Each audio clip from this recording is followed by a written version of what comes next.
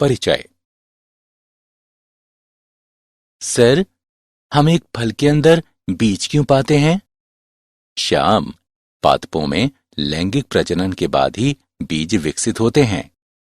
लैंगिक प्रजनन क्या होता है सर? दो युग्मकों के मिलने से एक नया जीव उत्पन्न होता है। इस प्रक्रिया को लैंगिक प्रजनन कहते हैं।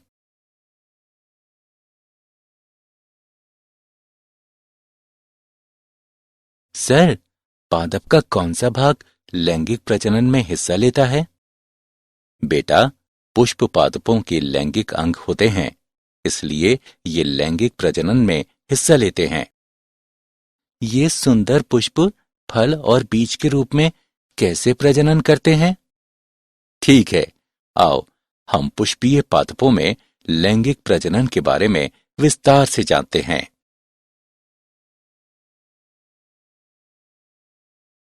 उद्देश्य। इस पाठ के अंत में आप निम्न करने में सक्षम हो जाएंगे।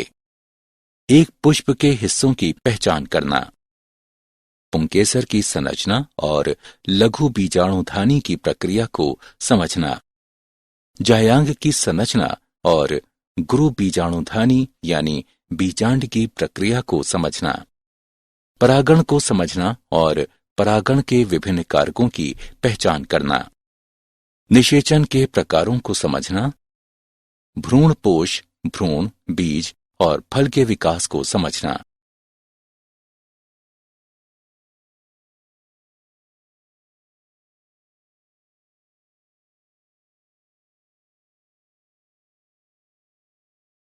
पुष्प के हिस्से।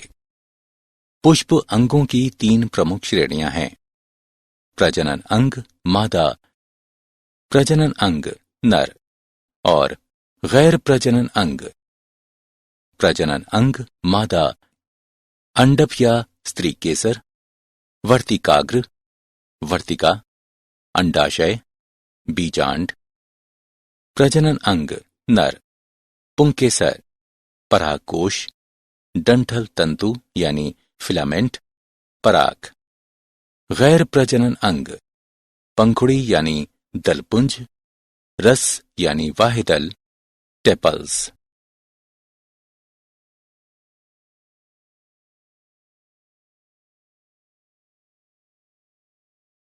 निषेचन पूर्व घटनाएं। पुष्पी पादपों में लैंगिक प्रजनन में निषेचन से पूर्व निम्न घटनाएं होती हैं। लघु बीजाणुधानी और परागकण का विकास, गुरु बीजाणुधानी एवं मादा युग्मकोद्भिद का विकास।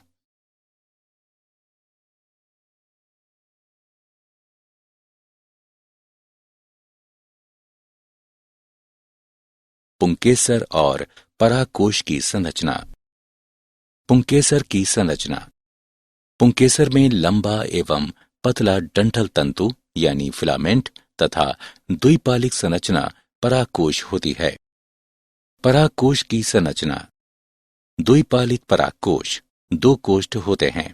परागकोश में 4 विवर या लघु बीजाणुधानी होते हैं, जो परागपुटी यानी पोलन सेक्स के रूप में विकसित होते हैं।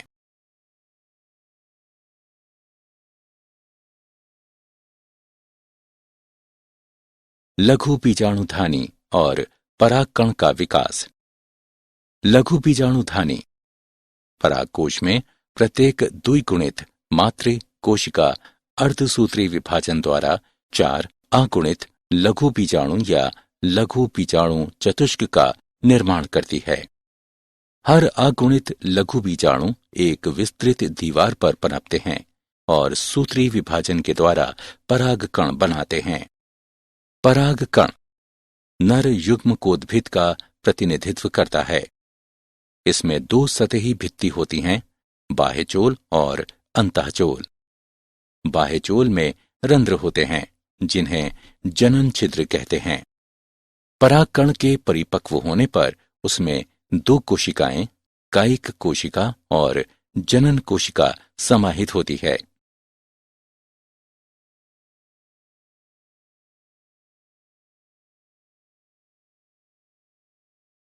जायांग और बीजांड की संरचना। जायांग। जायांग स्त्री जनन अंग का प्रतिनिधित्व करता है। इसके 3 भाग होते हैं: वर्तिकाग्र, वर्तिका, अंडाशय। इसके अंदर एक गर्भाशयी कोहा यानी कोष्ठक होती है, जिसमें एक एक अपरा यानी नाड स्थित होती है। अपरा से गुरु बीजाणुधानी या बीजांड निकलता है। बीजांड एक अध्यावरणी गुरु बीजाणुधानी है। इसमें बीजांड काय होता है, जो 1 या 2 अध्यावरण या संरक्षक आवरण से घिरा होता है। बीजांड के अंग: बीजांड वृंत, हाइलम यानी फेनिकल, संधि रेखा यानी रेफ, बीजांडकाय, भ्रूणकोश, अध्यावरण यानी एंटीज्यूमेंट्स, बीजांड द्वार यानी माइक्रोपाइल और निभाग यानी कैल्चा।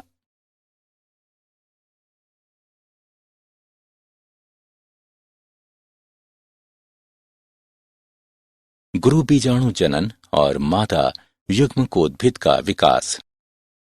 गुरु बीजाणु जनन की प्रक्रिया विकसित होते बीजांड के बीजांडकाय के अंदर घटित होती है। एक प्रसूतक कोशिका बीजांडकाय में बीजांड द्वारी शीर्ष पर विभाजित होती है। एक प्रसूतकीय कोशिका बाह्य भित्तीय कोशिका और आंतरिक बीजाणुजन कोशिका में विभाजित होती है। स्पोरारॉग्नोस कोशिका गुरु बीजाणु मातृ कोशिका की तरह व्यवहार करती है। गुरु बीजाणु मातृ कोशिका के अर्धसूत्री विभाजन से 4 गुरु बीजाणुओं का उत्पाद होता है, जिनमें से एक कार्यशील होता है और अन्य 3 अपविकसित यानी अपभ्रष्ट हो जाते हैं। कार्यशील गुरु बीजाणु समसूत्री विभाजन से स्त्री यानी मादा युग्मकोद्भिद यानी भ्रूणकोश के रूप में विकसित होता है। मादा युग्मकोद्भिद में 8 केंद्रीय न्यूक्लिएट यानी भ्रूणकोश की रचना करते हैं। भ्रूणकोश की 3 कोशिकाएं, 2 सहायक कोशिकाएं और बीजांड द्वारी शीर्ष स्थित एक अंड कोशिका अंड उपकरण का निर्माण करती है। 3 प्रतिव्यासांत एंटीपोडाल कोशिकाएं निभागीय छोर पर होती हैं। केंद्रीय कोशिका में 2 ध्रुवीय न्यूक्लियाई होती हैं।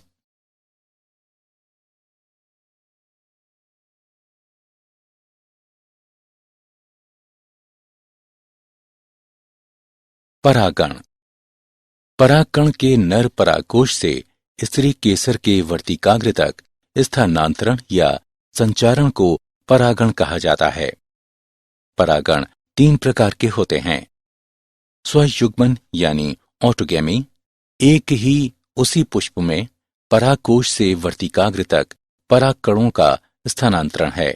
स्वपरागित पुष्पों में परागकोश एवं वर्तिकाग्र एक दूसरे के पास अवस्थित होते हैं और स्वपरागण या ऑटोगैमी को सुलभ कराते हैं। सजात पुष्पी परागण एक ही पादप के एक पुष्प के परागकणों का दूसरे पुष्प के वर्तिकाग्रों तक का स्थानांतरण होता है। पर निषेचन इसमें भिन्न पादपों के परागकोश से भिन्न पादपों के वर्तिकाग्र तक परागकणों का स्थानांतरण होता है।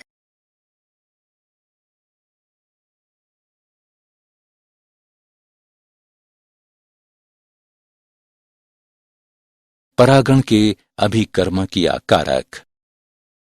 परागण अभिकर्मक ऐसा कारक होता है जो एक ही प्रजाति के पादप के पुष्प में पराग को नर से मादा के प्रजनन अंग तक स्थानांतरित करता है। परागण के अभिकर्मक में शामिल हैं वायु, जल, कीड़े यानी कीट, तितली, मक्खी, मधुमक्खी और भृंग आदि, चमगादड़, पक्षी और अन्य पशु। निम्न चित्र परागण में सहायता के लिए गुंजन पक्षी की लंबी पतली चोंच और पतली पुष्पीय नलिकाओं का सहविकास को दर्शाता है।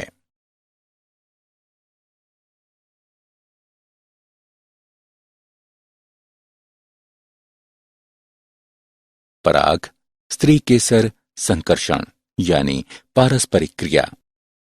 सुयोग्य परागण द्वारा परागकण किसी जनन छिद्र के माध्यम से एक पराग नलिका उत्पन्न करने हेतु वर्तिकाग्र पर अंकुरित होते हैं। परागकण के तत्व अंडाशय में स्थित बीजाणु बीजांड द्वारी शीर्ष तक पहुंचने के लिए पराग नलिका के माध्यम से गमन करते हैं। इसके पश्चात पराग नलिका तंतु रूप समुच्चय के माध्यम से एक सहायक कोशिका में प्रवेश करती है।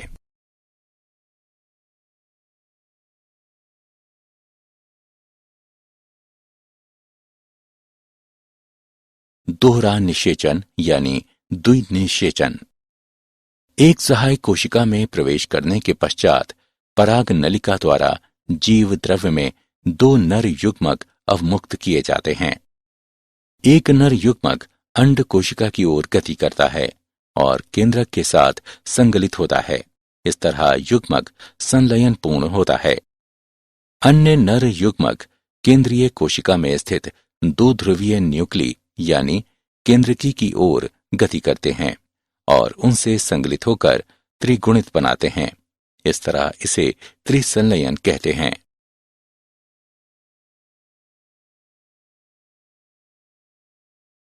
निषेचन पश्च घटनाएं। निषेचन पश्च घटनाओं में शामिल है भ्रूण पोष का विकास, भ्रूण का विकास, बीजांड बीज के रूप में और अंडाशय फल के रूप में विकसित होना। भ्रूणपोष कोशिका बार बार विभाजित होती है तथा एक त्रिगुणित भ्रूणपोष ऊतक की रचना करती है। इन ऊतकों की कोशिकाएं संरक्षित खाद्य सामग्री से पूरित होती हैं और विकासशील भ्रूण की पोषकता के लिए उपयोग की जाती हैं।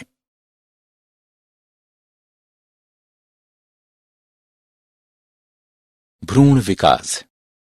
गोलाकार, हृदयाकार तथा परिपक्व भ्रूण के निर्माण के लिए युग्मनज प्राक भ्रूण का समसूत्री विभाजन होता है। भ्रूण की संरचना। एक भ्रूण में समाहित होते हैं एक भ्रूणीय अक्ष, दो बीजपत्र यानी डाइकोट में और एक एक बीजपत्र यानी मोनोकोट्स में। बीजपत्र के स्तर के ऊपर भ्रणीय अक्ष की प्रोटीन यानी एपिकाटील बीज पत्रोपत्रिक होती है जो प्रांकुर या स्तंभ सिरे पर प्रायः समाप्त होती है। बीज पत्राधार में बीज पत्रों के स्तर से नीचे बेलनाकार प्रोटीन जो कि मूलांत सिरा या मूलज के शीर्षांत पर समाप्त होती है।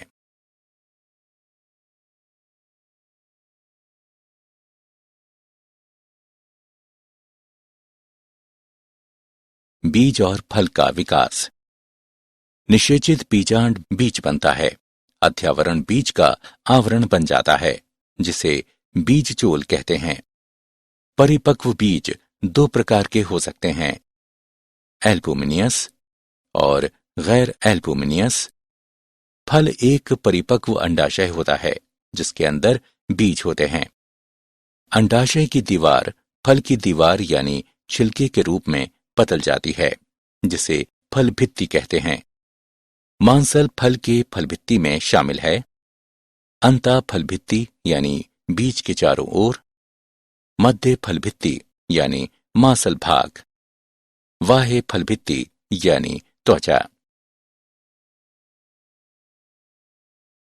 क्या आप जानते हैं परागकणों को शर्करिक विलयन, विलयन की सांद्रता 2% से 20% के बीच में डालकर पराग नलिका के उत्पादन को कृत्रिम तरीके से उत्प्रेरित किया जा सकता है।